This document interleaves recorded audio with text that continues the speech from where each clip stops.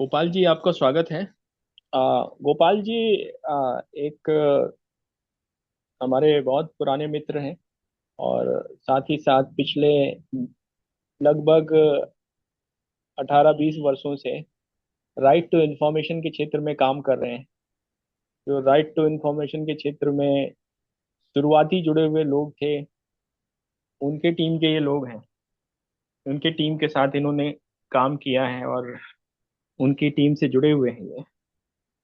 तो अभी तक मुझे लगता है कि कई 1,000 इन्होंने आरटीआई डाली हुई हैं। तो बहुत सारे विषय पे डाली हुई हैं। इस आरटीआई के कारण इनके ऊपर जानलेवा हमले भी हुए और बहुत सारे प्रताड़ना भी इनको झेलनी पड़ी। लेकिन इन्होंने एक जीवन का लक्ष्य बना रखा है कि सूचनाओं के माध्यम से लोगों को सशक्त बनाना। तो उसी में लगे हुए हैं। और आज आरटीआई ट्रेनिंग है, तो उसमें बताएंगे कि ये सूचनाओं के माध्यम से और सूचना के अधिकार के माध्यम से किस तरह से हम अपने क्षेत्र का विकास अच्छे तरीके से कर सकते हैं। सूचनाएं लेकर के, सूचनाएं मांग करके भ्रष्टाचार पे अंकुश लगाया जा सकता है और क्षेत्र का बेहतर विकास हो सकता है। तो मैं आमंत्रित करता हूँ गोपाल जी को। गोपाल जी आए और शुरू करें। धन्यवाद। जी, सबों को नमस्कार।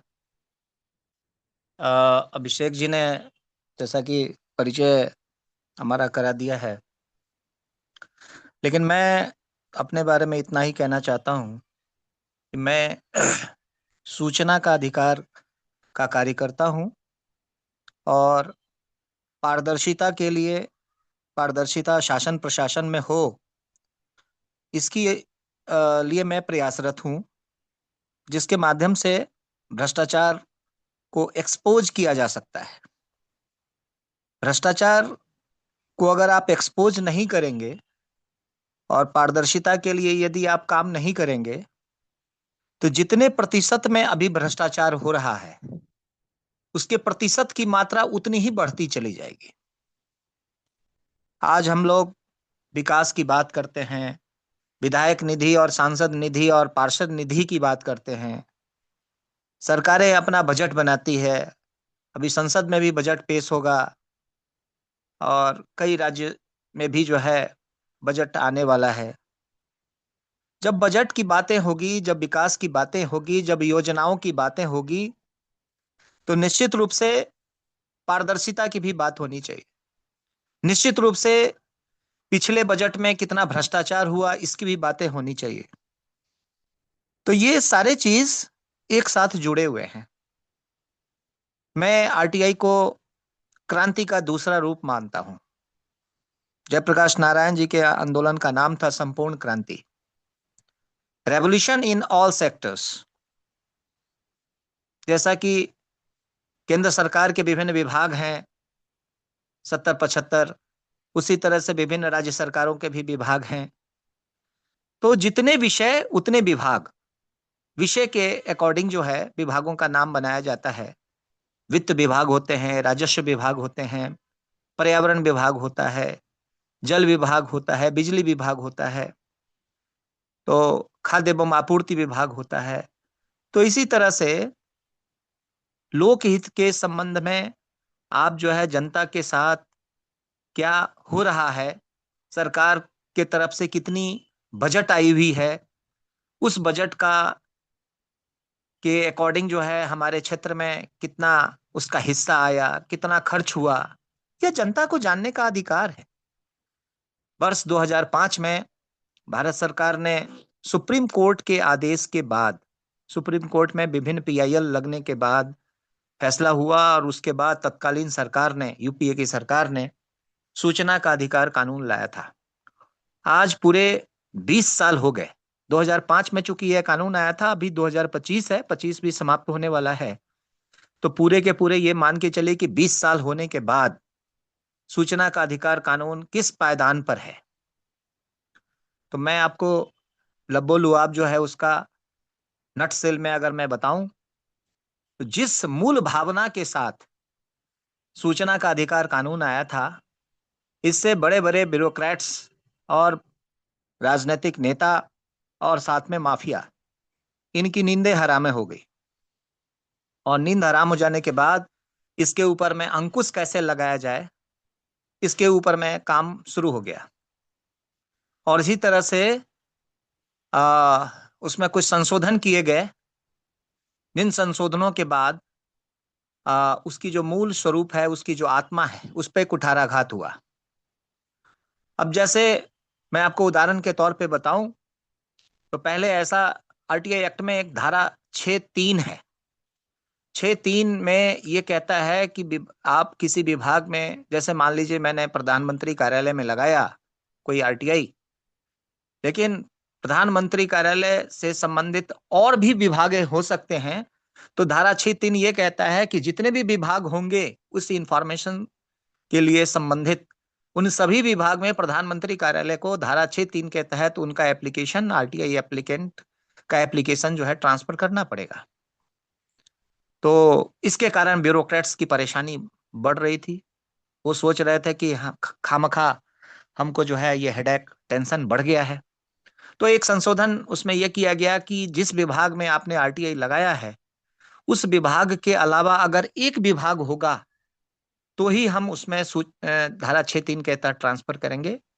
अगर एक से अधिक विभाग होगा तो उस विभाग में एप्लीकेंट को डायरेक्ट लगाना चाहिए उन सारे विभागों में। अब हमारा कोई कोई विषय ऐसा होता है, अभी अभी हमने रिसेंटली एक विषय हमने अभी चुना है। हम हमेशा विषयों को चुनाव करते हैं, किस विषय पर आरटीआई महत्वपूर्ण हो सकता है। तो उस चुनाव की प्रक्रिया में मैंने ऐसा महसूस किया कि आरटीआई एप्लीकेंट को ज्ञान होना चाहिए कि जो प्रश्न हम पूछ रहे हैं, जिस विषय को लेकर के हम सूचना मांग रहे हैं, तो वो किन किन विभागों से संबंधित हो सकता है। अब अगर आप ये कैलकुलेट नहीं करेंगे तो आप फिक्स उस रूप में मांग नहीं सकेंगे। जब तक वो सारे जगह से आएगा नहीं, तब तक वो कुछ कंक्लूजन निकलेगा नहीं। अब जैसे मैं उदाहरण के तौर पे आपको बताऊं, मैंने अभी एक सूचना मांगी है केंद्र सरकार से कि वर्ष 2014 से लेके 2025 तक की अवधि में आपके यहाँ क्या क्या रिफॉर्म हुए, आपने कितने कानून लाए, कितने कानून में संशोधन किया आपने, और क्या परिवर्तन हुआ उससे। तो सीधी सी बात है, यह कितना बड़ा महत्वपूर्ण विषय है। यह जो है प्रधानमंत्री कार्यालय से भी पूछा, मैंने गृह मंत्रालय से भी पूछा, मैंने शिक्षा मंत्रालय से भी पूछा, मैंने स्वास्थ्य मंत्रालय से भी पूछा, मैंने श्रम मंत्रालय से भी पूछा, मैंने पर्यावरण मंत्रालय से भी पूछा। इसलिए इन सारे विभाग से मुझे पूछना पड़ा कि आप धारा 6(3) के तहत वो हमारा एप्लीकेशन ट्रांसफर करेंगे नहीं, और जब वो ट्रांसफर नहीं करेंगे तो जो इंफॉर्मेशन हम चाहते हैं वो हमें मिल नहीं पाएगा। और ये जितने विभागों में मैंने लगाया, वो जनता के सरोकार से सीधा संबंधित है। हम पानी पीते हैं, हम मताधिकार का प्रयोग करते हैं, तो इसलिए हमारा निर्वाचन आयोग में भी वो आरटीआई लगना चाहिए। हम जो है विकास की बात करते हैं, हम पर्यावरण की बात करते हैं, बजट की बात करते हैं, फाइनेंस की बात करते हैं, तो देखिए बैंकिंग सेक्टर में कितने परिवर्तन हो गए। अभी डाक विभाग में देखिए कितना परिवर्तन हो गया। आपको पता, अभी अधिकांश लोगों को तो अभी मालूम नहीं है कि डाक विभाग में क्या परिवर्तन हो गया। अब जो पहले रजिस्ट्री होती थी 22 रुपए में, वो रजिस्ट्री ही खत्म कर दी गई। वो रजिस्ट्री अब इतिहास की बातें हो गई। जो रजिस्ट्री हमारा दिल्ली से आउट ऑफ स्टेशन हम कोई डाक भेजते थे बाई रजिस्ट्री, तो 22 रुपए में हो जाती थी, अब उसको खत्म कर दिया गया है। उसके जगह पर अब स्पीड पोस्ट भेजा जाएगा, और स्पीड पोस्ट के तहत वो कवर होगा।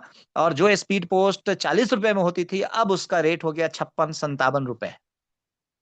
उसी तरह से स्पीड पोस्ट के भी चार्ज बढ़ा दिए गए। लोकल डाक का 17 रुपए दाम था, अब 26-27 रुपए हो गया। तो सबसे पहले डाका तो यहां है, हर चीज में रेट बढ़ा दिया गया। लेकिन बड़े आश्चर्य की बात है कि नीतिगत ये जो बदलाव हुआ, आपके जितने बार ट्रांजैक्शन करेंगे, कुछ ही पहले 5 ट्रांजैक्शन फ्री था, उसके बाद जो है ये कर दिया गया कि नहीं, अब इतना ही ट्रांजैक्शन होगा, जितना बार देखेंगे उतना पैसा लगेगा। तो इस तरह के बैंकिंग सेक्टर्स में, डिफरेंट बैंक में हमारे पैसा हम जितना बार देखेंगे, एक तरफ आप डिजिटल इंडिया की बात करते हैं कि नहीं डिजिटल ट्रांजैक्शन होना चाहिए, फिर आप कंज्यूमर को ये विवश करते हैं कि नहीं, जितना बार देखेंगे, जितना बार पैसा निकालेंगे एटीएम से, उतना चार्ज आपको पे करना पड़ेगा। तो यह जो नीति में परिवर्तन किया जा रहा है, आपको पता नहीं है, इस नीति की परिवर्तन करने से, एक एक विभाग के नीति में परिवर्तन करने से जनता का जो टैक्स का पैसा है वो किस तरह से लूट किया जा रहा है, अगर आप उसको कैलकुलेट कैलकुलेट करके पूरा अगर आप सारी चीज को जोड़ेंगे, तब आपको समझ में आएगा कि जनता के हक और अधिकार पर किस तरह से डाका डाल रही है ये सरकार। एक तरफ अभी मैं आपको मुझे आरटीआई से पता चला, और वैसे भी मैं पार्लियामेंट का डिबेट्स वगैरह देखता रहता हूं, देश के हर जागरूक नागरिकों को समाचार पत्र तो अवश्य पढ़ना चाहिए, सोशल मीडिया के ऊपर में भी सारी चीजें नजर रखनी चाहिए, क्योंकि आजकल जो जनरल मीडिया है, मेन स्ट्रीम मीडिया है, उस पर से अधिकांश लोगों का भरोसा उठ गया है। भरोसा उठ जाने का कारण भी वाजिब बनता है, इसलिए कि अधिकांश जो कॉरपोरेट घराने हैं उन लोगों ने उसके शेयर्स खरीद लिए हैं। तो मैक्सिमम शेयर और अडानी और अंबानी के पास आ जाने के कारण उसके पास जो चीजें जनता के लोक हित से संबंधित होनी चाहिए वो इंफॉर्मेशन नहीं आ पाती। ऐसे में जनता के हक और अधिकार की सूचनाएं बड़ी महत्वपूर्ण है। आज खबरें दबाने की बात हो रही है, आज सच्चाई को छुपाने की बात हो रही है, जनता के सामने में झूठ परोसा जा रहा है। इसलिए ऐसी स्थिति में हमारे जैसे लोगों की जिम्मेवारी बढ़ जाती है। एक से एक कार्यकर्ता हैं जिन्होंने अपने प्राण तक गंवा दिए। लगभग 250 से ऊपर आरटीआई एक्टिविस्टों का पूरे भारत में अब तक मर्डर हो चुका है, और कितने के ऊपर में प्राण घातक हमले भी हुए हैं। लेकिन उसके बावजूद हम लोग जिद और जुनून के तहत और पारदर्शिता की रक्षा के लिए भ्रष्टाचार के खिलाफ अभियान छेड़े हुए हैं। अपने आजीविका का जो न्यूनतम आवश्यकता होता है उसका भी गला घोट करके उसमें से अपने रिसोर्सेज में से हम लोग इस अभियान को जारी रखे हुए हैं। बहुत कठिन है इस डगर का, लेकिन बहुत रिस्क है, लेकिन उसके बावजूद ये अभियान जारी है, क्योंकि बस मिशन ये है। हमारी भी अपनी लिमिटेशन है। मैं केवल क्वेश्चन क्रिएट करता हूं लोक अधिकार के तहत जनहित में, और उन सूचनाओं को पहले मैं मीडिया में शेयर कर दिया करता था। आजकल मैं शेयर भी नहीं करता, क्योंकि मुझे लगता था कि मैंने महसूस किया कि हमारी सूचनाओं के माध्यम से कुछ पत्रकार जो है गवर्नमेंट से ब्लैकमेलिंग करना शुरू करती है। वो अपने विज्ञापन लेने के चक्कर में कि अगर हम ये सूचनाएं ब्रॉडकास्ट कर देंगे तो नहीं नहीं इसको रख लो, हम तुम्हें विज्ञापन जारी कर देते हैं। इस तरह का भी खेल शुरू हो गया। तो इन कारणों से अब मैं उन सारे चीजों को अब संग्रह करना शुरू कर दिया है, और मैं ऐसे अपॉर्चुनिटी की तलाश में हूँ जिससे कि अ, हम ये चाहते हैं कि हमारे आरटीआई के ऊपर में पीएचडी हो। हम ये चाहते हैं कि हमारे आरटीआई के ऊपर में कोई किताब लिखे। हम ये चाहते हैं कि हमारे आरटीआई के ऊपर में कोई डॉक्यूमेंट्री फिल्म बनाए। हम ये चाहते हैं कि कोई आरटीआई के उस सारे कच्चे चिट्ठे का लबो लुआब जो है एनालिसिस रिपोर्ट बनाए, डॉक्यूमेंट्री बनाए, उसका लोक जागरण से रिलेटेड और भी बहुत तरह के चीज है जो लोकहित से संबंधित है, वो सूचनाएं निकली। तो उन सूचनाओं को हम जनता तक पहुंचने के लिए किन किन माध्यमों से जा सकते हैं, तो उनके माध्यम से जैसे नाटक है, नुक्कड़ नाटक है, प्रदर्शन है। तो इन बहुत तरह के माध्यम है जिनके माध्यम से जनता तक हम पहुंच पहुंच सकते हैं। सोशल मीडिया के वो सारे स्लाइड्स वगैरह बना करके भी जाया जा सकता है। तो इस तरह से अभी अभी मैंने आ, चुनाव आयोग पर लगभग 1 दर्जन आरटीआई लगाया है लगातार। उसमें एसआईआर से रिलेटेड, उसमें वोट डिलीट करने से रिलेटेड, उसमें वोट नया नाम जोड़ने से रिलेटेड, 2003 का जो जिस आधार पे वो कह रहे हैं कि हमने वो किया है, एसआईआर किया है, लेकिन 2003 का ये छुपा क्यों रहे थे? वो सर्कुलर ही छुपा रहे थे, कह रहे थे सर्कुलर ही नहीं है। वो योगेंद्र यादव का भला हो जो उन्होंने जैसे तैसे निकाला, और तब पता चला कि ये तो उसके आधार पे कोई काम ही नहीं हो रहा है, वो तो उसके जस्ट अपोजिट काम हो रहा है। तो बताइए ये एक सूचना कितनी इंपॉर्टेंट है। अब आपको मैं बताऊं कि आरटीआई एक्ट में एक धारा है, धारा 4। धारा 4 ये कहती है कि सूचनाओं, विभाग से संबंधित जो तमाम सूचनाएं हैं वो विभाग की वेबसाइट पर अपलोड होना चाहिए। आज अगर वो 2003 का जो एसआईआर का जो हुआ था वो सारा नियम और सर्कुलर अगर चुनाव आयोग की वेबसाइट पर होता तो चुनाव आयोग बहाना नहीं कर पाता।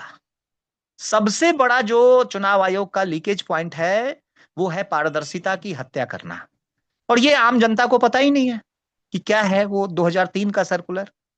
जरा पढ़ करके देखिए, आपकी आंखें खुल जाएगी, दिमाग खुल जाएगा, समझ में आ जाएगा कि चुनाव आयोग जो है चोरी नहीं बल्कि डकैती कर रहा है। उन चुनाव आयोग को अधिकारी नहीं है जिस तरह से वो कर रहा है। तो इसमें बहुत तरह की विसंगतियां हैं, जिन विसंगतियों को उजागर किया है योगेंद्र यादव जी ने। तो बहुत तरह की बातें हैं, मैं उन सारे चीजों के ऊपर मैं रिसर्च करता रहता हूँ, कौन क्या कर रहा है, कौन क्या बोल रहा है, पार्लियामेंट डिबेट में क्या हो रहा है, अखबारों में क्या छप रहा है, सोशल मीडिया में क्या हो रहा है, यूट्यूब चैनल्स पे जो यूट्यूब चैनल वाले हैं वो सब क्या कर रहे हैं, वो किस किस विषय को उठा रहे हैं। यानी पूरी एक रिसर्च लैब का पूरा काम है।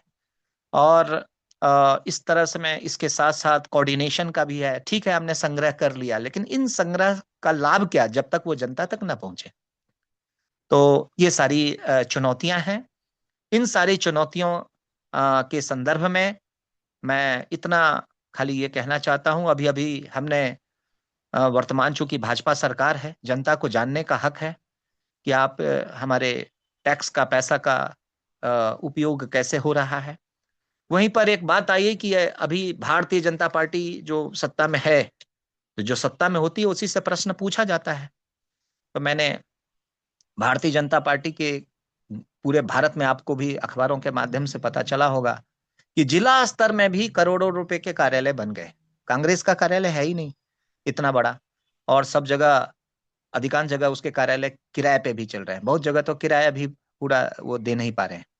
लेकिन दूसरी तरफ जिला स्तर पर भी करोड़ों करोड़ के बिल्डिंग जो है बन गए। वो पैसा कहाँ से आया? तो पता चला कि शुरू शुरू में वो इलेक्शन बॉन्ड के बारे में इंफॉर्मेशन देने को प्रतिबंधित कर रखा था। चुनाव आयोग ने भी वो इंफॉर्मेशन, सूचना जो है, यानी उनको फंड कहाँ से मिल रहा है, और वो उसके लिए उन्होंने फंडा बनाया था इलेक्शन बॉन्ड। तो इलेक्शन बॉन्ड के माध्यम से ये पैसा वसूलते थे। और पैसा वसूली कैसे करते थे?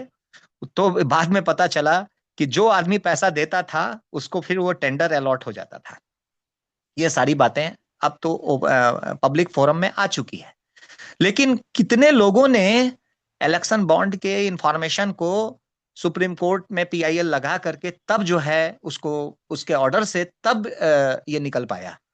तो आप सोचिए एक सूचना कितनी महत्वपूर्ण हो सकती है कि उसके बाद ही सच्चाई पता चला लोगों को कि भाई भारतीय जनता पार्टी के पास तो इतना पैसा अरबों रुपया में आ गया, और ये जो है इसका हिसाब किताब नहीं देना चाहती है। उसी तरह पीएम केयर फंड है। पीएम के कोरोना के टाइम में इन्होंने पीएम केयर फंड बनाया, और उसका हिसाब ये देने के लिए वो कहते हैं आरटीआई एक्ट के दायरे में नहीं है। उसी तरह से राजनीतिक दलों को भी आरटीआई एक्ट के दायरे में नहीं रखा गया है। राजनीतिक दलों को जो है इनकम टैक्स में छूट भी मिलती है। तो कई सारे विषय हैं जो लोकहित से संबंधित है। आम जनता को तो हर कुछ देना पड़ेगा, आपको ये भी रिटर्न भरना पड़ेगा, वो भी टैक्स देना पड़ेगा, ये भी टैक्स देना पड़ेगा। ऐसा लगता है कि आम आदमी अपने लिए कमा ही नहीं रहा है, अपने लिए, परिवार के लिए कमा ही नहीं रहा है, वो तो सरकार के लिए कमा रहा है। तो इस तरह से अगर हम 1,000 रुपया भी कमाते हैं तो उसका मैक्सिमम जो हिस्सा है तो वो सरकार के पास ही टैक्स में चला जाता है। क्या यह उचित है? तो इन सारे चीजों को पहले जानना पड़ेगा। विकास क्या है, बजट क्या है, लोकहित क्या है, विभिन्न मदों में सांसद का निधि क्या है, विधायक का निधि क्या है, पार्षद का निधि क्या है, अलग अलग विभाग क्या होता है, किन विभागों में खर्चा कैसे होता है, खर्चा करने की प्रक्रिया क्या होती है, टेंडर कैसे अलॉट होता है, तो उस टेंडर को के कार्य को कैसे देखा जाता है। तो इन सारे चीजों को जानना और समझना बहुत आवश्यक है। अच्छे से अच्छे पढ़े लिखे लोग भी उन सारे टेक्निकल एस्पेक्ट्स को नहीं समझ पाते हैं, क्योंकि उनका कभी वो विषय नहीं होता है। लेकिन आज ये जानना जरूरी है कि सरकारें जो पैसा आपसे ले रही है टैक्स के रूप में, उसका उपयोग कैसे हो आखिर हो रहा है। तो इस संदर्भ में हमने एक अपना संकल्प किया है कि पूरे भारत में, पहले तो मैं कई जगह खुद जाता था, लेकिन अब मैंने निर्धारित किया है कि जिन्हें आवश्यकता महसूस हो कि हमारे इलाके में इस तरह से अन्याय हो रहा है, भ्रष्टाचार हो रहा है, वहां के पार्षद, वहां के विधायक, वहां के सांसद जो है पूरा का पूरा धोखाधड़ी कर रहे हैं, फंड ग्रैब कर रहे हैं, कोई विकास का काम धरातल पर नहीं हो रहा है, तो वहां हम गाइड करेंगे। और उस गाइडेंस के लिए अगर वो चाहें भारत के किसी भी कोने से तो वो 100-200 आदमी को इकट्ठा करें, हम वहाँ आरटीआई, वो अपने स्तर पर अपने पर्सनल बिहाफ पे या एनजीओ के बिहाफ पे वो वहाँ आरटीआई का शिविर लगाएं, आरटीआई का प्रशिक्षण कार्यशाला लगाएं, जो किसी भी विद्यालय में हो सकता है, महाविद्यालय में हो सकता है, किसी आदमी के घर के चौपाल पे हो सकता है, सामुदायिक भवन में हो सकता है। तो इस तरह से कोई खर्चा नहीं है और आराम से उन सारे लोगों को बुलाइए। और हमारा 3 घंटे का प्रेजेंटेशन होता है, 2 घंटे में हम सारी बातें बताते हैं और 1 घंटे में लोगों की बातें हम सुनते हैं और उसको फिर हम एप्लीकेशन ड्राफ्ट करना सिखाते हैं। हर आदमी का अपना अलग अलग इंटरेस्ट होता है, किसी का कृषि हो सकता है, किसी का पर्यावरण हो सकता है, किसी का फाइनेंस हो सकता है, किसी का एजुकेशन हो सकता है। तो इस तरह से अलग अलग इलाकों के टेम्परामेंट अलग हैं, अलग अलग लोगों की आवश्यकताएं अलग अलग है। किसी का ट्रांसफर का है, किसी का प्रमोशन का है, किसी का स्कॉलरशिप का है, किसी का पेंशन का है, किसी का आधार कार्ड का है, किसी का अब तो एक नया मुद्दा एसआईआर वाला है। तो इन सारे विषयों को लेकर के ये बहुत महत्वपूर्ण विषय है। और मैं आपको बता दूं कि अच्छे अच्छे एडवोकेट्स के पास आरटीआई एक्ट की प्रॉपर जानकारी नहीं है और वो प्रॉपर वे में एप्लीकेशन भी ड्राफ्ट नहीं कर पाते और इसके कारण उनको सही तरीके से सूचनाएं नहीं मिल पाती। इसलिए कि वो क्रिमिनल केस में, सिविल केस में तो एक्सपर्ट होते हैं फाइट करने में, लेकिन आरटीआई एक्ट के मामले में फिर सड्डी साबित हो जाते हैं, इसलिए कि वो पढ़ते ही नहीं है, स्टडी नहीं करते। जमीन के स्तर पर उनका कार्य नहीं होता, इसलिए उनको अनुभव नहीं होता। अनुभव सबसे बड़ा चीज होता है, थ्योरी से भी ज्यादा महत्वपूर्ण प्रैक्टिकल होता है। तो उन सारे चीजों को हमने मैं तो वैसे दिल्ली में 25 साल से संघर्ष कर रहा हूं, लेकिन 2010 से मैं आरटीआई एक्ट में सक्रिय हुआ हूं और 15 साल का हमारा अपना अनुभव है। अभी तक मैंने 7,000 से ऊपर आरटीआई मैंने फाइल फाइल कर चुका हूं। अभी तक का मेरा अगर इम्पोर्टेंट आरटीआई, न्यूनतम मजदूरी की जो आरटीआई है वो हमारी है। और दिल्ली में पहले पुरातत्व स्मारक वगैरह उसके संबंध में इंफॉर्मेशन, उसके क्या रूल्स रेगुलेशंस है, कितने दूरी पर कंस्ट्रक्शन हो सकता है, भूकंप के ऊपर बहुत सारी, आप गूगल पे सर्च करेंगे मेरा नाम गोपाल प्रसाद आरटीआई एक्टिविस्ट, या चैट जीपीटी पे आप पूछें, ग्रॉक पे पूछिए, तो वो आपको बताएंगे। मैं आप सभी लोगों से 3-4 गुजारिश करना चाहूंगा। पहला तो हर व्यक्ति के, हर जागरूक नागरिक के पास वो अपनी भाषाई हिसाब से, जो हिंदी के जानकार हैं वो हिंदी में, जो अंग्रेजी के जानकार हैं वो अंग्रेजी में एक एक पुस्तक अवश्य खरीदिए अपने लोकल बुक स्टॉल से। आरटीआई की किताबें एक आपके पास अवश्य रूप से होना चाहिए, नंबर 1। नंबर 2, अभी जो मोबाइल, जिनके पास भी एंड्रॉइड फोन है, प्रायः सारे लोग हैं, तभी तो जुड़ पाए हैं, तो वो सारे लोग, मोबाइल ऐप आता है आरटीआई का, तो वो हिंदी में भी है और अंग्रेजी में भी है। तो आप लोग मोबाइल का ऐप भी डाउनलोड कर लीजिए अपने मोबाइल में, और उसमें सारे रूल्स रेगुलेशंस हैं। अगर आप किताब भी नहीं रखना चाहते, या किताब तो मान लीजिए किताब तो रखिए ही, क्योंकि स्टडी के पर्पज से जितना संतुष्टि किताब दे सकता है, ऑनलाइन चीजें में संतुष्टि नहीं आती। तो किताब भी रखिए और साथ साथ अपने मोबाइल पे डाउनलोड अवश्य करिए हिंदी और अंग्रेजी का आरटीआई का ऐप। इसके साथ ही जब आप पढ़ेंगे, थोड़ा अपना समय दीजिए। आप आलतू फालतू की चीजों को पोस्ट देखने में जो महत्वपूर्ण समय अपना बर्बाद करते हैं, उसके जगह पर आप अगर इस चीज को सीखेंगे नहीं, जानेंगे नहीं, तो दूसरे को सिखाएंगे कैसे?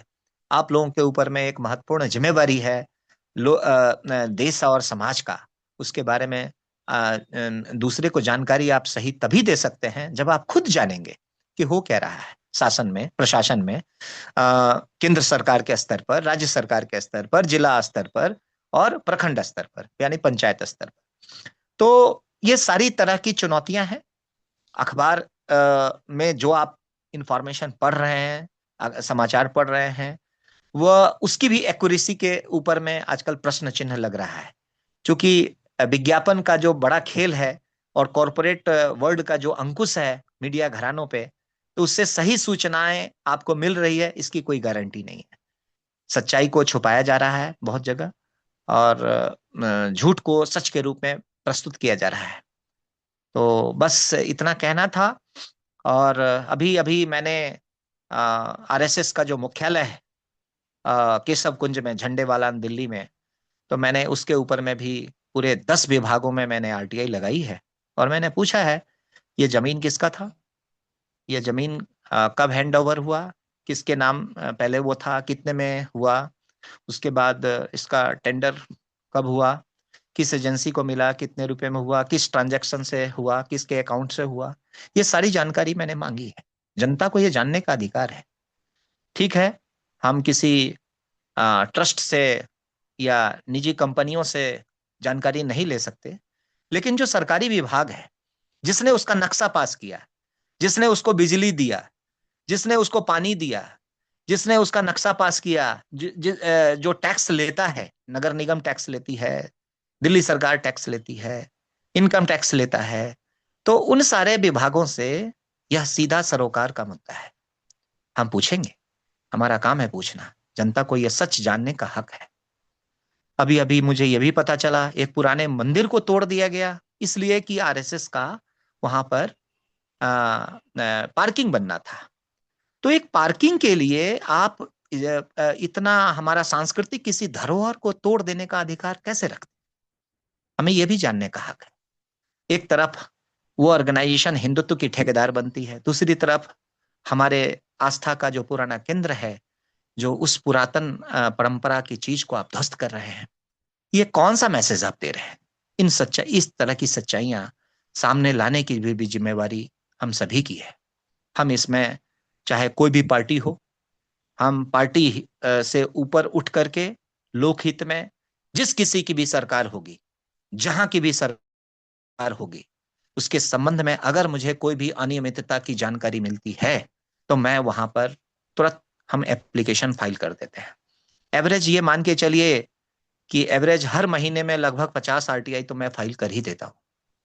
तो इस तरह से ये जो कलेक्शन हो रहा है, मैं ये चाहता हूं कि जो भी व्यक्ति भारत में आप लोगों के संपर्क में जिस किसी विषय के ऊपर में, चाहे वो पर्यावरण हो, चाहे वो राजनीति हो, या वो गंगा का मसला हो, चाहे वो यमुना का मसला हो, या अभी प्रदूषण का मसला है, तो इन विषयों पर के ऊपर में जो हमने काम कर रखा है, उस कामों का आप उपयोग करें। और हम सहर्ष आपको पूरा सहयोग देने के लिए तैयार हैं, लेकिन पहले कदम तो बढ़ाइए। दूसरा, मैं ये चाहता हूं कि पूरे भारत में आप जिस किसी भी राज्य में से संबंधित हैं, तो वहां पर आरटीआई का मैक्सिमम प्रशिक्षण और शिविर और कार्यशाला वो ऑर्गेनाइज करें। आप मुझे पूर्व सूचना दें, कम से कम 10 दिन पूर्व का, और मैं आने के लिए तैयार हूँ। मैं हर जगह जाकर के ये मीटिंग कंडक्ट करना चाहता हूँ, लोगों को संबोधित करना चाहता हूँ। और इस तरह से जब एक बार आपको, जिस तरह से किसी को चस्का लग जाता है, किसी को पान खाने का, किसी को सिगरेट पीने का, तो उसमें कोई चस्का सही भी हो सकता है स्वास्थ्य के दृष्टिकोण से, और कोई चस्का गलत भी हो सकता है स्वास्थ्य के दृष्टिकोण से। लेकिन ये आरटीआई का जो चस्का है, यह तो समाज और राजनीति को एक नई दिशा देगा। ये मेरा पूरा वादा है आपसे। और एक बार अगर आप लगा लेंगे, तब आपकी भूख बढ़ेगी कि इस विषय पर भी होना चाहिए। आप जितना सीखेंगे, तभी आप दूसरे को सिखाएंगे, तभी आप दूसरे को मार्गदर्शन दे पाएंगे। और मेरा वादा है, मेरा दावा है कि अगर आप सही तरीके से हमारे अ, सुझाव के अनुसार से आप कार्य करेंगे, तो आप गोपाल प्रसाद से भी ऊपर उठ सकते हैं। मैं तो ये चाहता हूं, कोई हमारे से सीख करके हमसे भी बड़ा नाम रोशन करे, हमें बड़ी खुशी होगी। बस हम अपनी बात यहीं पर समाप्त करते हैं। कई सारे विषय हैं। आप लोग हमारे बारे में, अगर हमारे कार्यों के बारे में जिज्ञासा जितनी भी हो, आप मेरे से बातचीत ना हो पाए कोई बात नहीं, आप गूगल से पूछिए, आप चैट जीपीटी से पूछिए, ग्रॉक से पूछिए, और भी कई सारे आर्टिफिशियल इंटेलिजेंस के टूल्स आ गए हैं। हमारी अलका ईरानी जी इसकी विशेषज्ञ हैं, वो ज़्यादा बता सकती हैं। लेकिन मैं आईटी का उतना अवेयर्ड नहीं रहा हूँ। ये अलग बात है कि आईटी एआई के आ जाने से हमारा कार्य और आसान हो गया है। एआई का बड़ा सकारात्मक भूमिका रहा है हमारे आरटीआई के इस रिसर्च में, ये मैं दावे के साथ कह सकता हूँ। और आप लोगों से मैं अपनी बात यहीं पर स्थगित कर रहा हूँ। और मैं ये चाहता हूँ कि जितने लोग आज इस प्रोग्राम के साथ जुड़े हुए हैं, तो बारी बारी से अपनी अपनी बात रखें, हैंड रेस करके, या ऐसे भी हमारे अभिषेक जी, हमारे सूद साहब इसमें सहयोग करें कृपया करके, और बारी बारी से प्रश्न पूछें। धन्यवाद। धन्यवाद गोपाल जी। तो बारी बारी से प्रश्न लेते हैं सभी के। आप सभी से अनुरोध है कि अपना प्रश्न करें। दीपक अग्रवाल जी, आपने हैंड रेज किया है। दीपक जी, प्रश्न करिए। मेरा भाई साहब गोपाल जी से ये जानना चाहते थे कि आरटीआई हम जो है ऑनलाइन लगा सकते हैं क्या? जी जी, बिल्कुल लगा सकते हैं। आरटीआई ऑनलाइन आप गूगल पे सर्च करिए, उसके बाद उसका लिंक आ जाएगा। उस लिंक के आधार पे उसका पूरा फॉर्मेटिंग करके और आप पूछ सकते हैं उसमें। लेकिन उसमें मैं आरटीआई ऑनलाइन क्यों नहीं लगाता हूं, अब उसका भी कारण जान लीजिए। उसमें आप जाएंगे तो लिमिटेशन होती है इतने वर्ड्स का। फिर उसके बाद कभी कभी क्या होता है कि जो अटैचमेंट वगैरह करना होता है, तो वो ये शिकायत करते हैं कि वो रीडेबल नहीं है, विजिबल नहीं है। तो ये सब लफड़े होते हैं। फिर उसके बाद और भी कई तरह की समस्याएं आती है। इसलिए मेरा इंटरेस्ट आरटीआई ऑनलाइन लगाने में बिल्कुल नहीं रहता, मैं ऑफलाइन ही लगाता हूँ। आज तक मैंने जितनी भी आरटीआई लगाई है वो टोटल का टोटल ऑफलाइन लगाता हूँ। लेकिन मैं किसी को हतोत्साहित नहीं करता, उसमें शॉर्ट में लगाया जाता है। और हमारा जो है चूंकि ज्यादा विस्तृत होता है, तो इसलिए जो है मैं ऑफलाइन का इस्तेमाल ज्यादा करता हूँ। जी, अच्छा, और पूछिए। दूसरा मेरा क्वेश्चन ये है कि अभी मैंने पिछले महीने एक आईटीआई लगाई थी जनपद कार्यालय नौगांव में, तो अभी तक उसका जवाब नहीं आया है और समय भी निकल गया है। तो अब आगे हमें क्या करना चाहिए? देखिए, आरटीआई का रूल्स के अनुसार आ, आपने जब आरटीआई लगाई उसके 30 दिन के अंदर में जवाब दे देना पीआईओ की जिम्मेवारी है, यानी जन सूचना अधिकारी की जिम्मेवारी बनती है। अगर 30 दिन में आपको जवाब नहीं आता है तो 5 दिन और ग्रेस दे दीजिए, या 7 दिन और ग्रेस दे दीजिए। क्योंकि कभी कभी डाक के डिस्पैच दबा में के भी दबा होता के है। दबा के दबा के। हाँ, डाक के डिस्पैच का भी वो होता है। लेकिन आप अगर ये सोच रहे हैं कि जिस दिन आपने लगाया उस दिन से मतलब नहीं होता। ऑनलाइन में तो खैर उस दिन से ही काउंट हो जाएगा, लेकिन ऑफलाइन में उससे मतलब नहीं होता। उसको जिस विभाग को जवाब देना है उसके कार्यालय में किस दिन रजिस्टर्ड होता है, उस दिन से मतलब होता है। दूसरा ये भी है कि इसके साथ ही अगर आपने ऑनलाइन किया तब तो उसी दिन से काउंट होगा, लेकिन अगर हम मैंने जैसे ऑफलाइन किया तो उसमें हमने पोस्टल ऑर्डर लगाया। पोस्टल ऑर्डर डिपार्टमेंट के अकाउंट में जिस दिन से काउंट होगा, जिस दिन उसके अकाउंट में गया उस दिन से काउंट होने का प्रोविजन है। तो ये भी क्लियरिफाई कर लीजिए। बहुत लोग क्या सोचते हैं कि मैंने 5 दिसंबर को लगाया तो वो फिर 5 जनवरी को फर्स्ट अपील कर देते हैं।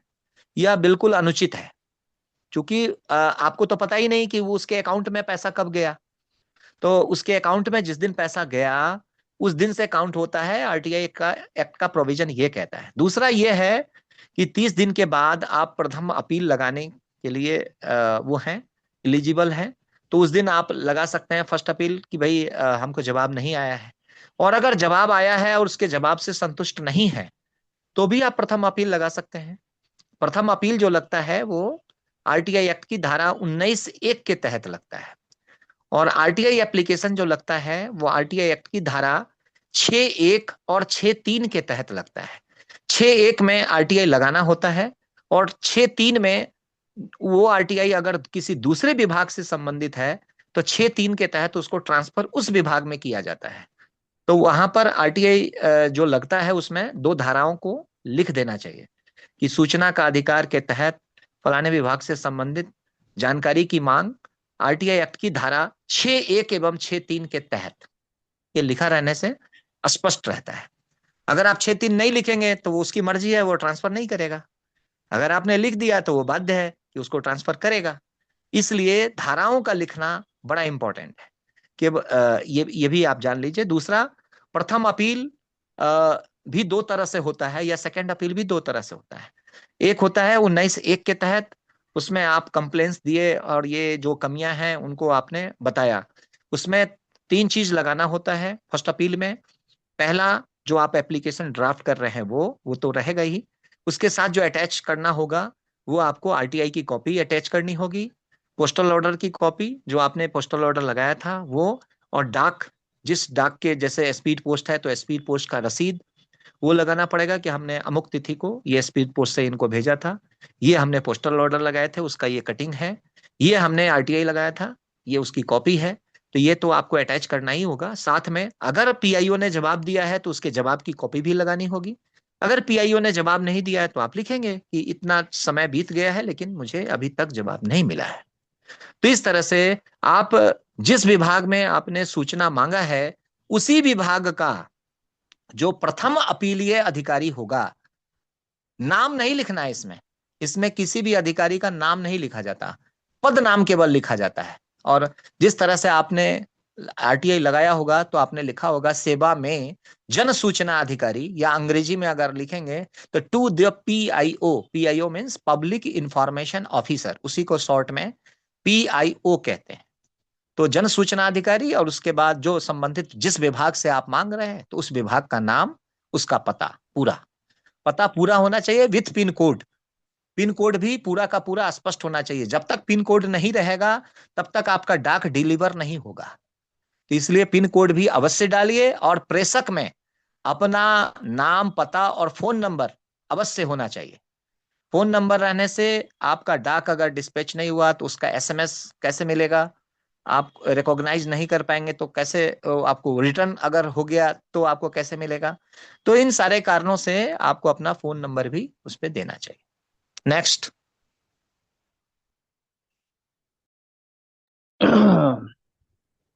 कोई अन्य साथी का कोई प्रश्न? मैं नाम लेता जाता हूँ। अलका दीदी, आनंद प्रसाद जी करके जुड़े हुए हैं, बलदेव राज जी, देवदत्त गंगवार जी, धनंजय जी, गौरव जी, कमलेश जी, जीवेश जी, कल्याणानंद दादा, नवी खान जी, जी, आनंद प्रसाद जी। आनंद प्रसाद जी, अपने को अनम्यूट करिए।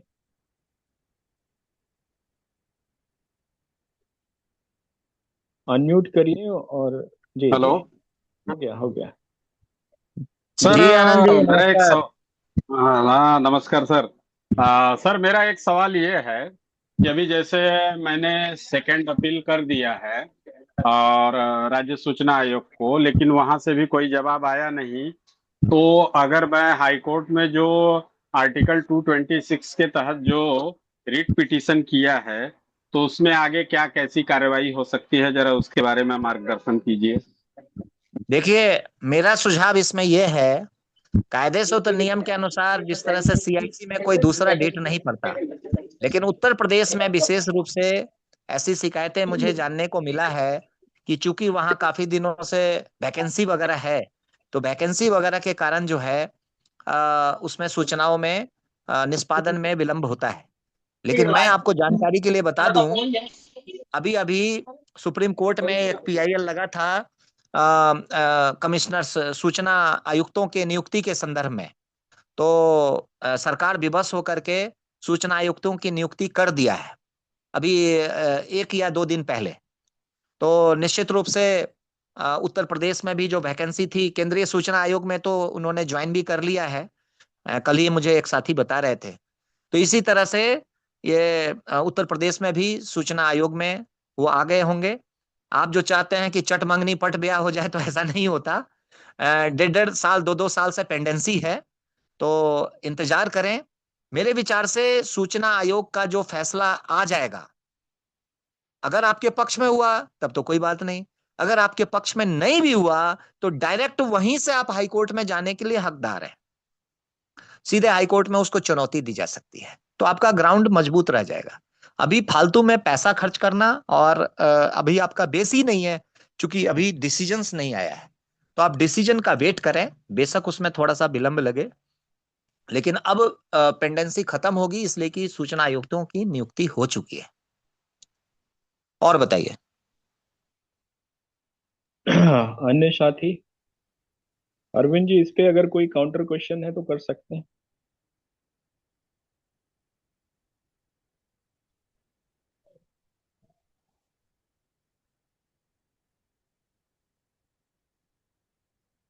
हमारे सूद साहब क्यों चुप है?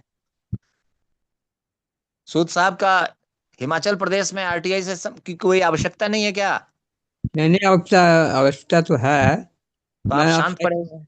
आपकी सब बातें मैं सुन रहा हूँ, और जो आवश्यकता होगी सो मैं आपसे संपर्क करूंगा। जी जी जी। धन्यवाद आप आपका। आप उत्तराखंड, हिमाचल कहीं भी आप मुझे बुला सकते हैं, मैं आने के लिए तैयार हूँ। हाँ जी, हाँ जी, हाँ जी, बिल्कुल बुलाएंगे, जी आपको बुलाएंगे। जी जी जी।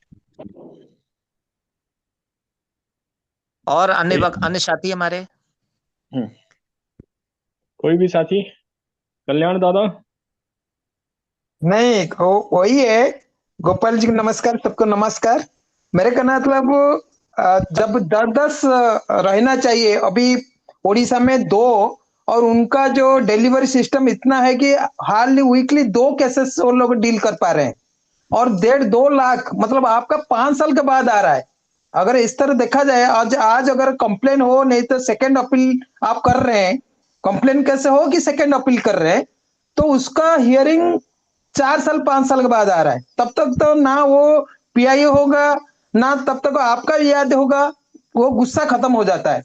मतलब एक तरह का जो आरटीआई है उसको कमजोर करने का, कि जब वो नहीं होगा उसके बाद जितने भी कमीशन है आजकल, शायद सब रिटायर्ड आईएएस, रिटायर्ड कोई होगा यहाँ, तो उड़ीसा के जितने सारे लोग को जब अपॉइंटमेंट करते हैं, पेनल्टी नहीं के बराबर, जबकि पेनल्टी लगने पर पूरा डर रहता है, पेनल्टी नहीं हो रहा है। मतलब ये डिलीवरी सिस्टम बहुत कमजोर है। उसके बाद जब 41 बी, सेक्शन 41 बी के तहत जो सो मोटर डिस्क्लोजर होना चाहिए, मैं काफी जगह देखता हूं ना सो मोटर डिस्क्लोजर है, मतलब उनका कुछ का डर नहीं किसी को। तो इसको जब तक जो आरटीआई एक्टिविस्ट हो, सिविल सोसाइटी हो, मैं पिछले बार भी बोले थे, जब तक कलेक्टिव एफर्ट नहीं होगा तो फिर आरटीआई का मतलब वो लोग धीरे धीरे आस्था टूटने लगे। नहीं दे रहे हैं, क्या होगा, कर लोगे कुछ नहीं कर पाएगा, जाओ कंप्लेन करके जाओ। जानते हैं कंप्लेन 5 साल के बाद, 5 साल के बाद वो कहाँ होंगे, तुम होंगे कि नहीं, कौन जानता है। ये प्रॉब्लम है अभी, मतलब धीरे धीरे कल्याण जी, आस्था टूट रहा है। कल्याण जी, आपका एक प्रश्न का उत्तर तो हम पिछले ही जवाब में दे चुके हैं हाँ, कि मतलब सुप्रीम कोर्ट में किसी बंधु ने पीआईएल लगाया था, हाँ, और उसके बाद सुप्रीम कोर्ट ने आदेश दिया कि 4 सप्ताह के अंदर में आप नियुक्ति करें, केंद्र सरकार को आदेश हम्म, दिया था। तो हाँ, उस पे नियुक्ति हो चुकी है। आप कंफर्म करें। आपके प्रदेश के सूचना आयोग में भी नियुक्तियां नए नए दो सूचना है आयुक्तों ने संभाल लिया होगा। गोपाल जी। अब इसका गोपाल जी, काम दो दो एसपीडी है, 10 एसपीडी नहीं के है। तरीके से होगा। 10 आपके 10 जो एक होना मिनट, एक चाहिए, मिनट, 10 नहीं है। आनंद जी, आनंद जी, जरा हाँ, मैं आपके दूसरे दूसरे चीज के ऊपर मैं भी बता देना चाहता हूँ। हाँ, आपने धारा 4(1)(b) के बारे में बोला। हाँ, मैं अपने हाँ, सारे आरटीआई में, हमारे आरटीआई की ये विशेष रूप से खासियत यह है कि मैं हम्म, 2 चीज का अवश्य उल्लेख करता हूँ। हम्म, पहला, कि मैं गृह मंत्रालय के राजभाषा विभाग के अधिनियम का जिक्र करता हूं, जिसमें हम्म, यह प्रोविजन है कि हिंदी के पत्राचार का जवाब हिंदी में ही होना चाहिए, इट इज मैंडेटरी। ठीक, ठीक है, हाँ, तो मैं उसमें ये लिखता हूं कि गृह मंत्र ये कृपया करके हमारे इस आरटीआई आवेदन का जवाब मुझे हिंदी में ही देने का कष्ट करें। ब्रैकेट में लिख देता हूं, गृह मंत्रालय के राजभाषा विभाग के अधिनियम के अनुसार।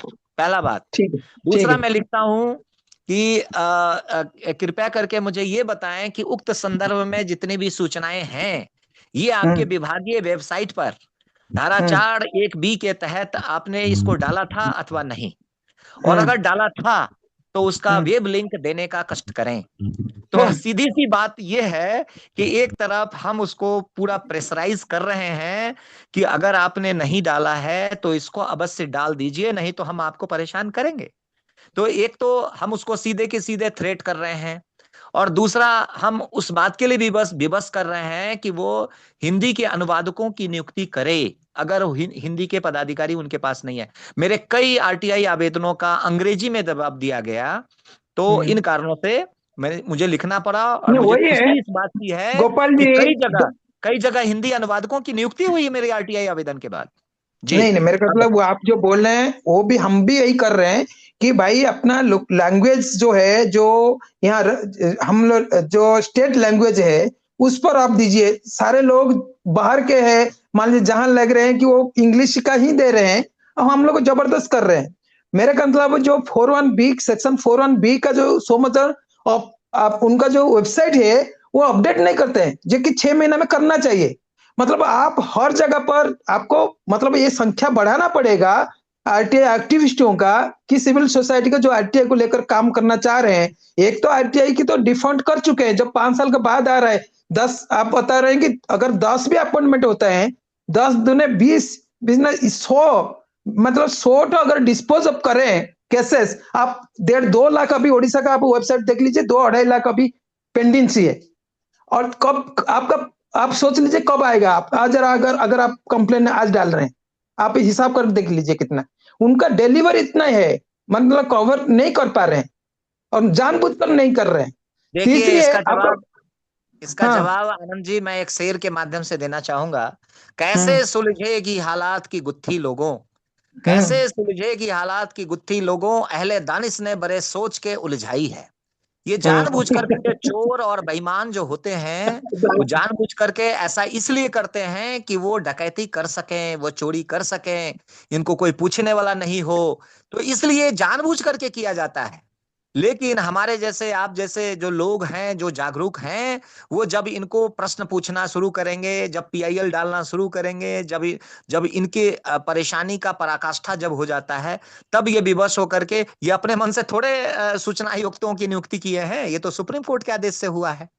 तो उसी तरह से निर्वाचन आयोग में भी देखिए, निर्वाचन आयोग वो कर रहा था कि आधार कार्ड को ही वो क्वेश्चन मार्क लगा रहा था। लेकिन जब सुप्रीम कोर्ट के आदेश से कहा कि नहीं, आधार कार्ड को आप इम्पोर्टेंट डॉक्यूमेंट मानिए और आपको मानना पड़ेगा। गोपाल जी, मेरे नाम पर अभी 3-4 केस आया। अटेम्प्ट टू रेप है, अटेम्प्ट टू जो ये है, ये सारे आरटीआई की वजह से हुआ। मैं हाँ, बता रहा पिछले हूँ वार्तालाप पे कि बता चुके थे। हाँ, जी तो कहना मतलब ये भी है कि मुझे तो अभी लग रहा है कि भाई अगर मैं अभी जा रहा हूं कहीं आरटीआई फाइल करूं, ये करूं, आपका पीछे अगर बड़ा संगठन नहीं होगा, आप, मैं दुखी हो जाता हूं। मेरे अभी तक जिनके जिनके लिए काम कर रहे थे, जिस संगठन के लिए काम कर रहे थे कि जो आरटीआई मांगना, ये करना, वो करना, धीरे धीरे वो भी हाथ खींच लिए।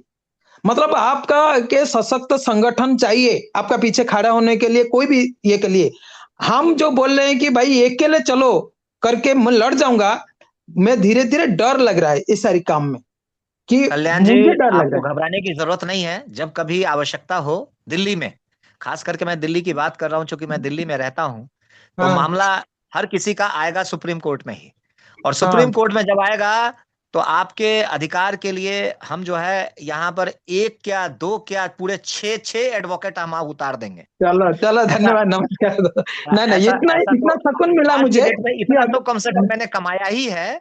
इतना तो हाँ, कमा लिया है कि भाई, कमाने से तात्पर्य इतना काम किया है मैंने कि बस हमारे काम से एग्जैक्टली, हाँ। प्रभावित जो एडवोकेट्स हैं वो फ्री में सेवा देने के लिए तैयार हैं, हमारे जैसे लोगों को आगे उनकी हक और अधिकारी और कानूनी जो पेचीदगियां हैं। और मैंने अंग्रेजी का वो लाइन मैंने पढ़ा था, no risk no gain, no gain without pain. तो नहीं नहीं, वो अगर सारी जो चीजें डर ठीक गया है, वो मर लेकिन गया। हाँ, मुझे जैसे तो आप जैसे साथी का एक बड़ा टोली चाहिए, जो इस तरह का भ्रष्टाचार विरोध है, अन्याय विरुद्ध में जो काम कर रहे हैं, उनका अगेंस्ट में काम कर रहे हैं, उनको ताकत देने के लिए, उनके साथ एक कंधा को कंधा मिलाकर खड़ा होने के लिए अगर 10 भी लोग मिल जाते हैं, तो फिर डर नहीं पैदा होगा। मेरे जैसे आदमी अकेले चलता हूँ, मारपीट खाता हूँ, केस खाता हूँ, जेल भी गया हूँ, तब भी मुझे डर नहीं है। लेकिन मुझे डर लगता है तब जब वो अपना कोई इस तरह का टीम नहीं है, मिलने आनंद मटने वाला जी, टीम नहीं। आनंद जी आपने 10 तो बहुत ज्यादा संख्या बता दी, मैं तो केवल 5 की बात कर रहा हूँ। 5 पांडव ने ही लाखों की संख्या में जो कौरव कौरव लोग थे ना, उनको नहीं, उन्होंने मुझे तो मिल धराशायी कर गए। दिया। आप एक साथी मिले, आप वहाँ और भी जो अभिषेक जैसे साथी है, जो इस तरह का साथी अगर चाहें, हम लोग तैयार हो जाते हैं। भाई चलो लड़ते हैं, चाहे भुवनेश्वर उड़ीसा में कोई भी अकेले है, मैं अकेले लड़ता हूँ, देखा जाए जो हो। लेकिन अभिषेक जी तो अभी हमारे प्रेरक हैं, हमारे पुराने साथी हैं। तो नहीं, वो ये तो हमारी बहुत इंस्पिरेशन हिम्मत है। देते हैं। हम्म, बहुत हिम्मत तो देते ऐसा हैं, कुछ कम से नहीं कम है। में लाते हैं। मैं इस प्रसंग में आपके इस आरटीआई के इस अभियान में और आपकी वार्तालाप के साथ साथ मैंने एक कविता पढ़ा था पहले बचपन में, क्लास 6 में, हिमालय के ऊपर में। तो वो हिमालय का जो 2-4 लाइन है वो मैं अवश्य सुनाना चाहूंगा। खड़ा हिमालय बता रहा है डरो ना आंधी पानी से, खड़े रहो तुम अविचल होकर हर संकट तूफानी से। तुम भी ऊंचे उठ सकते हो, छू सकते हो नभ के तारे, खड़ा हिमालय बता रहा है डरो ना आंधी पानी से। तो बस आप मेरा आशय समझ गए होंगे, और इस आशय को इस प्रसंग के साथ मुझे बताना और सुनाना जरूरी था, जिससे कि आप लोगों का उत्साहवर्धन हो सके। मैं जाति धर्म संप्रदाय और इससे ऊपर उठ करके और लोकहित में, चाहे वो बच्चा हो, चाहे वो बूढ़ा हो, चाहे लड़का हो, चाहे लड़की हो, चाहे हिंदू हो, चाहे मुसलमान हो, मेरे लिए सब बराबर है, सब मानव है। और मैं मानव ही नहीं, मैं पशुओं के अत्याचार के भी विरोध में, मैं जमीन के ऊपर में भी, वायु के ऊपर में भी मैं आरटीआई फाइल करता हूं, और प्राकृतिक आपदाओं के संदर्भ में भी। जब आप हमारा अरे अभी से मेरे करना मतलब गोपाल जी, मैं के बच्चा को, जो बच्चा ट्राइबल है, एक दलित है, दोनों को जब अडॉप्ट करके मैं घर रखा, मेरे गांव से निकाल दिए, मुझे घर से निकाल दिए, मेरे घर वाले निकाल दिए। क्या करें, अभी बाहर आकर रह रहा हूँ। हाँ, अब मेरे बच्चे भी उनके मेरे साथ अभी है। अब 6 साल की उम्र में उनका बाबूजी गुजर जाते हैं, और मैं उनको बुला कर लाता हूँ, मतलब वो 10 गाड़ियां भेज कर लाए तमिलनाडु से, वो बच्चा मेरे साथ रहा। अभी ये सारे हालत हम लोग झेल रहे हैं, मतलब घर में भी लड़ाई हो रहा है कि घर में लोग भी ग्राउंड नहीं कर रहे हैं मुझे, तो क्या करें अभी। कई तरह की परेशानियां आती है, लेकिन इसमें हारने की आवश्यकता नहीं है, मैं नकारात्मक हारने नहीं तो नहीं, सोचना है। हारने नहीं सीखा अभी तक, लेकिन इस ये समाज होता में है, आपको लेकिन सपोर्ट संगठन करने वाले भी चाहिए, लोग मिलेंगे, ऐसा नहीं है, साथी इसी चाहिए, समाज में सपोर्टर्स भी मिलेंगे आपको। हाँ, साथी चाहिए, जो बस साथी, साथी। आप, मैं इस अंग में, जंग में साथी की जरूरत है, और उसके लिए अगर 10 आप जैसे आदमी, जैसे अभिषेक जैसे आदमी मिल रहे हैं, तो और मेरे ताकत 10 गुना बढ़ रहे मैंने हैं। तो आपको अपने घर पे आमंत्रित भी किया था, आप अभी तक आए हाँ, नहीं। अभी तो नहीं मैं कितना तो हम लोग आगे बढ़ उड़ीसा में, चुके होते हैं। मैं उड़ीसा में हूँ, कहाँ जाऊं अभी। अभी गए थे बीच में, जो स्वास्थ्य अधिकार अभियान जो चला रहे हैं लोग, वहां 2 दिन गए, उसके बाद एक व्यवस्था परिवर्तन का एक गए, वार्ता गए थे। अभी आया हूँ परसों, कल आया हूँ, 18 तारीख को। अभी अभी मैं 2 दिन के बाद जा रहा हूँ बॉम्बे। वहां मेरे जो डॉक्टर जीजी पारी के 102 साल में गुजर गए, अभी अक्टूबर 2 तारीख को, उनका जन्मदिन पर मुझे वहां जाना है। इस तरह काम में थोड़ा व्यस्त हूँ, मैं दिल्ली का प्रोग्राम बना लेके मैं आ जाऊंगा। चलिए ठीक है। जीजी आ, पारिक चलिए। चल गए और नेक्स्ट हाँ, कब? अक्टूबर 2 तारीख को। अच्छा, हाँ तो ये तो बड़ी दुख की बात है, 100 साल हो चुका था। हाँ, मेरे बहुत मैंने सबसे बड़ा ताकत दे रहे थे मुझे, बोले थे अकेले चलो, तुम्हारे जैसा आदमी पैदा करो। मैं समाज में, जब फ्रीडम मूवमेंट में 18-16 साल उम्र में जेल गए, ना फ्रीडम मूवमेंट में कोई आशा मिला जिसके लिए मैं लड़ाई कर रहे थे, ना समाजवादी आंदोलन में गए तो वहां से कुछ मुझे मिला, ना मैं जेल गया 19 महीना मेरे पत्नी और मेरे बच्चे के साथ, ना उससे कुछ हुआ। आज मैं आखिर है कि आप जैसे कुछ लोग मिले, तब ये समाज का होगा। मैं आज तक मैं निराश होकर जा रहा हूँ समाज से, है ना। तो 102 साल में गुजर गए, अभी क्या कर रहे हैं। बड़ा दुख लेकिन लगा। हाँ, करेंगे अभिषेक जी, आपका जो मिशन चल रहे हैं ना, मैं तो चल रहा हूँ कि आप 8-10 आदमी तैयार हो जाए, इस तरह पूरा शार्पन हो जाए, दिमाग से क्लैरिटी आ जाए, फिर कोई किसी का जरूरत नहीं है कि किसी को भी अभिषेक पटका जी, देंगे। अभिषेक जी, मेरा सुझाव ये है कि यदि संभव हो तो कल्याण दादा को अपने भारत गठबंधन के कार्यालय पे ही स्थान दें। नहीं नहीं, मैंने कहा तो बोलिए सिर्फ बोलिए। उनको शार्पन, ये जो चल रहा है ना, और हमारा क्लैरिटी चाहिए। मेरे भी सीखने का बहुत, मतलब सीखने मिल रहा है ये सारी, इतना क्रॉस कल्याण सेक्शन दादा, के लोग। अभी हम लोग 15 मिनट बाद बात करेंगे। ये जो सेशन है ना, 15 मिनट बाद ये वाइंड अप हो ठीक जाएगा। ठीक ठीक ठीक, आपका कैरियर मेरे खत्म हो गया। कोई अन्य साथी जो है, उसका कोई प्रश्न वो कर सकता है आरटीआई के ऊपर। मेरा भी एक प्रश्न है। जी जी, बताएं। प्रश्न क्या है जैसे राजनेता हैं, राजनेता, सारे राजनेता भ्रष्ट हैं, सारे राजनेता गलत हैं, ऐसा सच नहीं है। सारे ब्यूरोक्रेट भ्रष्ट हैं, सारे ब्यूरोक्रेट गलत हैं, ऐसा भी सच नहीं है। सारे जज भ्रष्ट हैं, सारे जज करप्ट हैं, ये भी सच नहीं है। सारे मीडिया पर्सन सच है करप्ट हैं, भ्रष्ट हैं, ये भी सच नहीं है। लेकिन जो पब्लिक परसेप्शन बना हुआ है, वो पब्लिक परसेप्शन क्या है कि इन सभी विभागों से कहीं ना कहीं एक ये मानसिकता बन गई है कि ये तो सभी भ्रष्ट हैं। परसेप्शन तो उसे अभी हम गया, ऐसा ही एक परसेप्शन बनाया जा रहा है आरटीआई एक्टिविस्ट के लिए भी। देश में पिछले 20 साल में आरटीआई लागू होने के बाद, आरटीआई लागू होने के बाद पिछले 20 साल में मुझे लगता है कि कम से कम सैकड़ों लोगों की हत्या हुई आरटीआई के चलते, आरटीआई एक्टिविस्ट की हत्या हुई। लेकिन साथ ही साथ कुछ, ये बोलते हुए मुझे बिल्कुल संकोच नहीं है कि कुछ गलत लोगों ने आरटीआई का मिसयूज भी किया है, उसको ब्लैकमेलिंग का एक हथियार बनाया, उसको अधिकारियों से वसूली का एक हथियार बनाया, उसको गलत तरीकों से इस्तेमाल किया। तो ये जो पब्लिक परसेप्शन एक ये क्रिएट हो रहा है, या फिर ये इन ऐसे डिपार्टमेंट जिनके खिलाफ ये आरटीआई जाता है, जहां से सूचना निकालते हैं, और वो जब कोर्ट में पेश होते हैं तो ये गलत नजीरों के साथ पेश होते हैं कि ये इस तरह से मिसयूज हो रहा है। तो मिस यूज को कैसे रोका जाए, ये एक बहुत बड़ा प्रश्न है। इसके विषय में क्या किया जा सकता है, मैं गोपाल जी से जानना चाहता हूँ। जी, बहुत इंपॉर्टेंट क्वेश्चन आपने किया है। देखिए, हर चीज का दो पक्ष होता है, सकारात्मक और नकारात्मक। ऐसा दुनिया में कोई ऐसा चीज नहीं है जिसका दोनों पक्ष ना हो।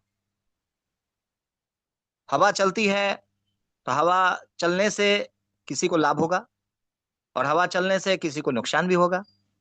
मान लीजिए मेरा खुला पन्ना है, सूखने के लिए हमने दिया है, हवा चले, आंधी आंधी चले, वो पन्ना उड़ जाए।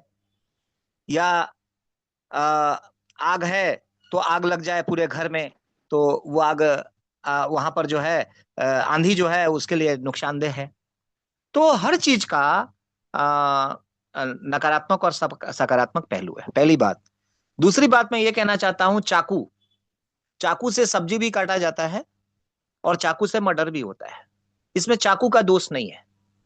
चाकू का जो प्रयोग करता है, वो प्रयोगकर्ता किस मनसे से कर रहा है, उसकी मानसिकता क्या है।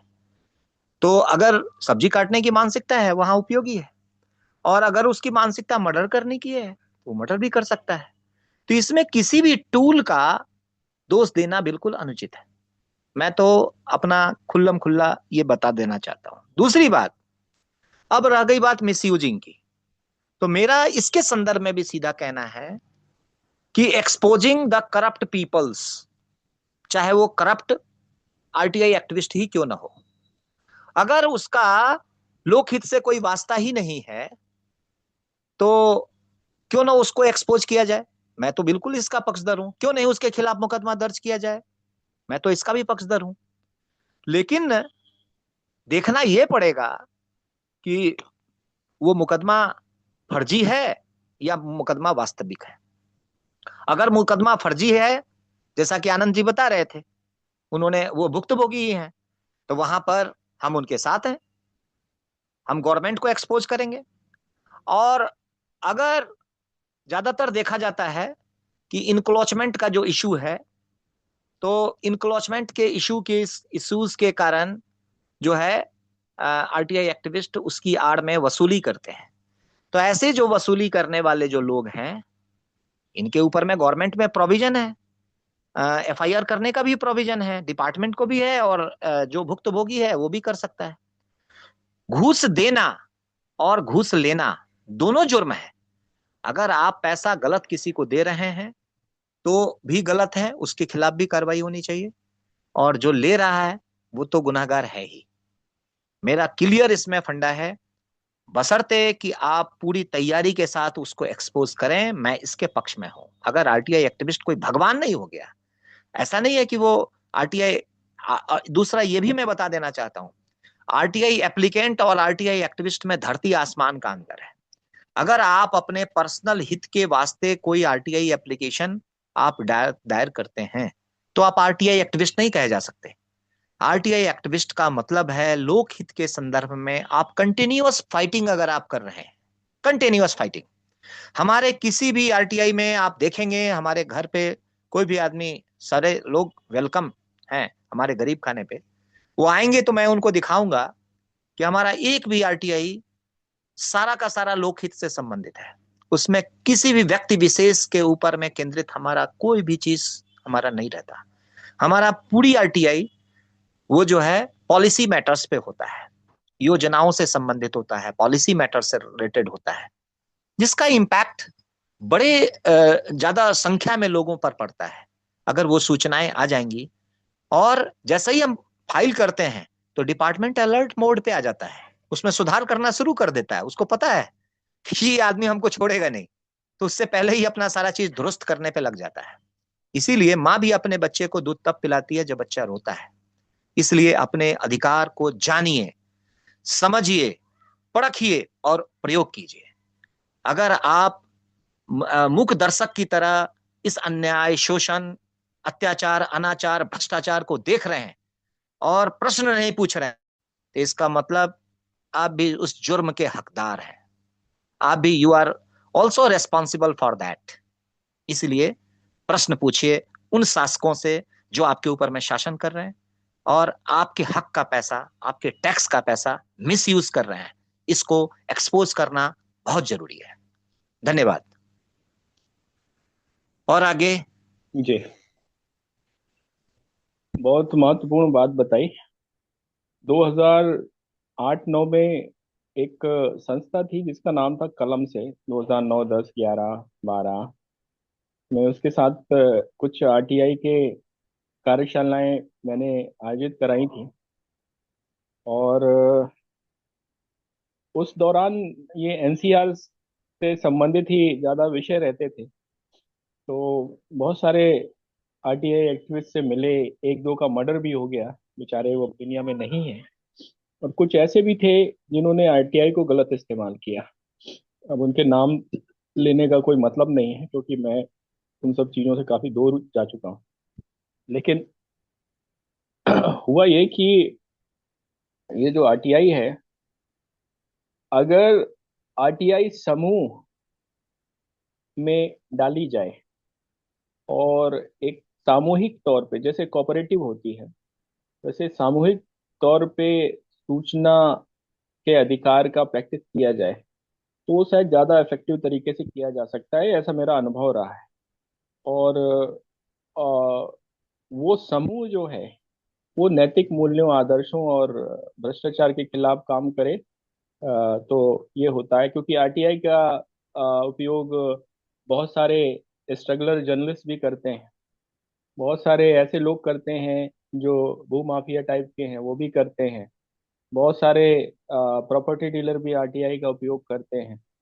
तो वहाँ पे उनकी उनका जो कार्य क्षेत्र होता है बड़ा सीमित होता है। वो जमीन संबंधित विषयों पे और ऐसे विषयों पे जहाँ पे उनको लगता है कि उगाही हो सकती है, उन सब विषयों पे फोकस करते हुए वो ये डालते हैं।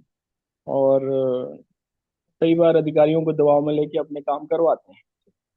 तो ये जो प्रैक्टिस है, ये प्रैक्टिस को रोकना भी हमारी जिम्मेदारी होती है। क्योंकि आरटीआई एक गंगा की तरह है, इसमें गटर अगर मिल गए आके तो फिर वो कहीं ना कहीं उसके पवित्रता को दूषित करेंगे। अन्य साथी अपना प्रश्न कर सकते हैं। आचार्य विजय जी जुड़े हुए हैं। आचार्य विजय जी, आप कुछ कहना चाहेंगे? नवी खान जी हैं, जीवेश पांडे जी हैं, कमलेश त्रिपाठी जी हैं। कमलेश त्रिपाठी जी जुडिशल रिफॉर्म से बहुत काम कर रहे हैं, तो आरटीआई पे के संबंधित कुछ कार्यक्रम आपके कार्यक्रम में जुड़े हैं, कुछ सोचा है? अगर कुछ विचार है तो बताइए।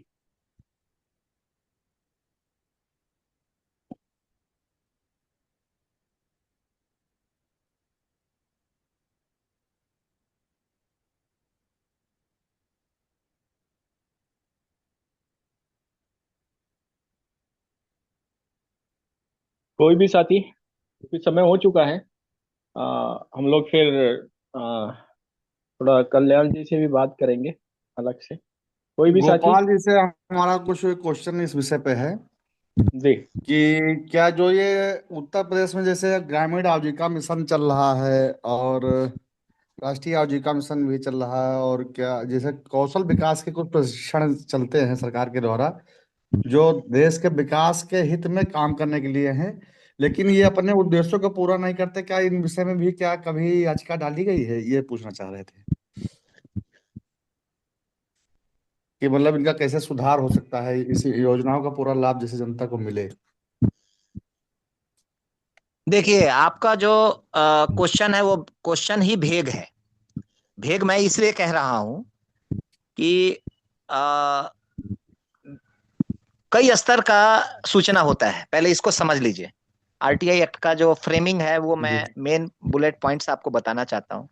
एक है केंद्र सरकार के विभाग, दूसरा है राज्य सरकार के विभाग, उसके बाद तीसरा है जिला स्तर का विभाग, और उसके बाद फिर आता है ब्लॉक स्तर पर, पंचायत स्तर पर की उसकी व्यवस्था। जो पंचायत स्तर पर की सूचनाएं आपको लेनी है वो प्रखंड विकास पदाधिकारी के पास आप करेंगे। ग्राम कई सूचनाएं हैं, वो आवाज देखना काट रही है पड़ेगा। आपकी। वो ग्राम विकास अधिकारी भी आपको दे सकते हैं। कई सूचनाएं जो है एसडीएम आपको दे सकते हैं। पुलिस से संबंधित है तो पुलिस वाले स्थानीय जो डीसीपी है वो आपको दे सकते हैं। जो कौशल विकास से रिलेटेड है तो जो इसमें हम लोग तो डीडीसी बोलते हैं। उत्तर प्रदेश में क्या कहा जाता है मुझे नहीं पता, उसका एग्जैक्ट वर्ड भी मैं आपको बाद में बता दूंगा।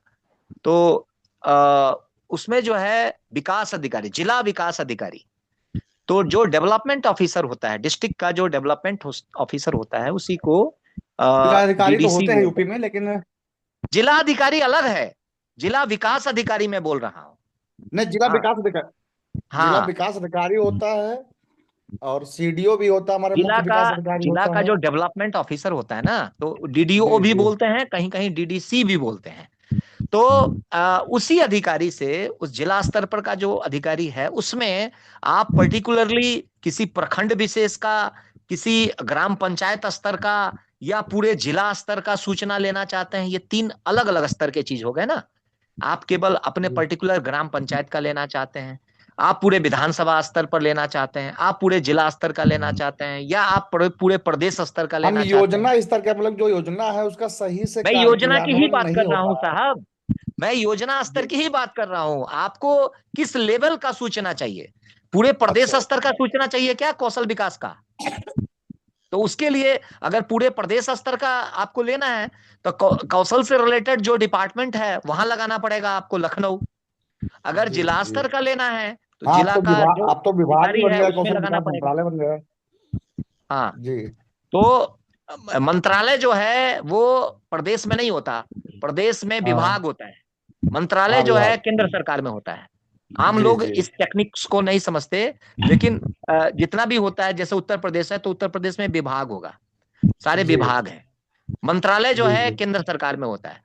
जिला स्तर पर जो कार्यालय है, आपको अब किस स्तर की सूचना चाहिए? आपको केवल अपने, आपका जो गांव है उस स्तर का चाहिए, या प्रखंड स्तर का सूचना चाहिए? पहले तो आप ये डिसाइड करिए केंद्र ना, सरकार का है फिर हम कौशल आपको विकास बताएंगे मंत्रालय। आपको हमारा सूचना किस कहना स्तर था का क्या चाहिए। इस पे कभी कोई। जिस स्तर की सूचना उस स्तर के पदाधिकारी से आप कॉरेस्पॉन्डेंस करेंगे, दैट्स ठीक ऑल, उसका परिणाम यही इसके आए, उत्तर ये है। हमारा प्रश्न। हाँ। तो आप इसके संदर्भ में जब इंटरेस्टेड हो, किस स्तर की सूचना चाहिए वो आप मुझे रॉफ में टेक्स्ट मैसेज करके भेज देंगे, मैं उसका फ्रेमिंग करके आपको भेज दूंगा व्हाट्सएप ठीक पे। है, हम बात करेंगे, पर्सनली बात करेंगे फिर इससे। हाँ, ठीक है। गोपाल जी, और कोई अपना नेक्स्ट? नंबर डाल दीजिए ताकि कोई हाँ, साथी आपसे कोई सारे प्रश्न। सारे लोग जो भी हैं अपने अपने कांटेक्ट नंबर डाल दीजिए चैट बॉक्स में। नहीं, तो आप डाल दीजिए, और आपसे संपर्क कर लेंगे। अ, आप डाल दीजिए। जो जो जहां से भी संबंधित है वहां के जो व्हाट्सएप ग्रुप हैं उसमें भी आप हमारा नंबर आप जोड़ सकते हैं, और लोगों को बता सकते हैं।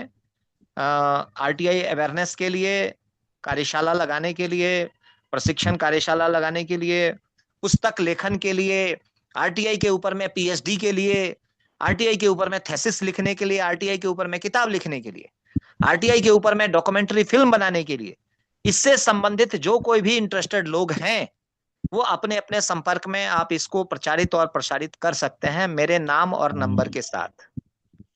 धन्यवाद। धन्यवाद गोपाल जी। अब मैं मैं आगे चैट बॉक्स में अपना नाम और नंबर और जी मेरा आप सभी लोगों से एक सादर और भी अनुरोध है कि मैंने एक ब्लॉग बनाया है जिसका नाम है www.sampoorn-kranti.blogspot.com। blogspot.com पे संपूर्ण क्रांति के नाम से है, लेकिन संपूर्ण क्रांति कंटिन्यूड नहीं है, संपूर्ण के बाद बीच में डैश है, संपूर्ण डैश क्रांति .blogspot.com। इस पर हमारे लगभग 70 से ज्यादा आर्टिकल हैं, तो आप इसको एक बार अवलोकन अवश्य करें और प्रत्येक आर्टिकल पर अपना कमेंट जरूर आप करें तो मुझे अच्छा लगेगा। और मैंने अब तक का जो पूरा निचोड़ है वो उन सारे महत्वपूर्ण आर्टिकल्स में हमने उसको सहेजने की कोशिश की है, हालांकि जितना कर पाता हूँ, कई सारा वर्कलोड है, लेकिन उसके बावजूद जितना मैक्सिमम मैं कर सकता हूँ इस 53 साल की उम्र में, तो मैं एक नौजवान की तरह पूरे उत्साह के साथ और पूरी जिजीविशा के साथ मैं कॉमन कॉज के लिए संघर्षरत और समर्पित हूँ। आप लोगों का संपर्क, समन्वय, संवाद, सहयोग और सहकार की मूल भावना से मैं कोई अपना काम नहीं कर रहा, ये परमार्थ हित की भावना से, लोक कल्याण की हित की भावना से है, आप सभी का काम मैं कर रहा हूँ। तो आप सभी लोगों से मेरा आग्रह है यथासंभव इसमें हर तरह से योगदान दें, तन से, मन से, धन से। जी धन्यवाद। मैं अपना चैट बॉक्स में अपना नंबर, ईमेल और जो ब्लॉग है वो भी हम उसमें सेंड कर रहे हैं। धन्यवाद गोपाल जी। मैं आग्रह करूंगा कल्याण दादा से कि कार्यक्रम का समापन करें, फिर इसके बाद हम लोग आगे की चर्चा करें। कल्याण दादा।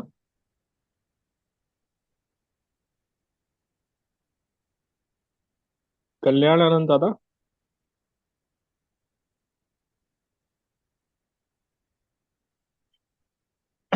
कल्याण आनंद दादा।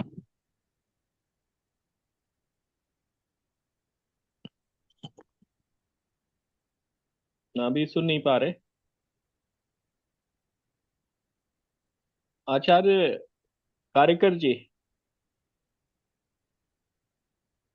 सभी को आचार्य जी सभी को नमस्कार। नमस्कार। आप कार्यक्रम का समापन करिए और फिर हम लोग थोड़ा सा चर्चा करते हैं। गोपाल दादा को बहुत सारा धन्यवाद, सभी सुनने वाले को, प्रश्नकर्ता को। और जिस प्रकार आज हमें अपने अधिकार के प्रति, अपने कर्तव्य के प्रति, अपनी भावना के प्रति जागरूकता फैलाई, इसके लिए गोपाल दादा का बहुत सारा धन्यवाद। और बाकी सुनने वाले का भी धन्यवाद। और अभी ये कार्यक्रम समापन नहीं हो रहा है, यह कार्यक्रम यहाँ विराम ले रहा है, तो हम रिकॉर्डिंग बंद कर देंगे और उसके बाद जनरल चर्चा और आगे जिनको करना है वो कर